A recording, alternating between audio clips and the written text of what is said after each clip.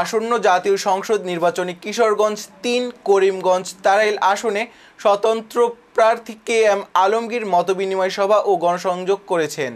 বুধবার 15 অক্টোবর নিয়ামতপুরের মুড়িকান্দি ঈদগাহ মাঠে মতবিনিময় সভার আয়োজন করা হয়।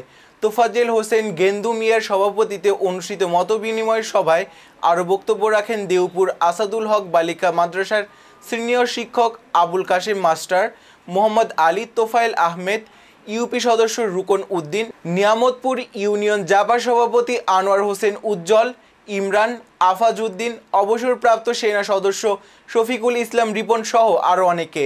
মতবিনিময় সভা পরিচালনা করেন এহসানুল হক ফারুক। পরে এলাকায় গণসংযোগ করেন আলমগীর। এ সময় KM আলমগীর সাধারণ মানুষের কল্যাণে 12 দফার নির্বাচনে ইশতেহার তুলে ধরেন। কোনো ব্যক্তি, গোষ্ঠী অথবা দাতব্য প্রতিষ্ঠানের দয়ায় নয়, সকল প্রয়োজনে তিনি রাষ্ট্রকে পাশে চান। দুর্নীতি, মাদক, সন্ত্রাস, চাঁদাবাজ এবং লুটেরা মুক্ত সমাজ গড়তে তার রাজনীতিতে পদার্পণ বলে উল্লেখ করেন KM আলমগীর। তার প্রতি আমার অন্তঃস্থল থেকে তো একটা ভালোবাসা, ভালো লাগে। বক্তব্য দিলে বক্তব্যটা কাজে লাগবে। আর আলমগীর কি জিনিস এটা আমরা সবাই জানি।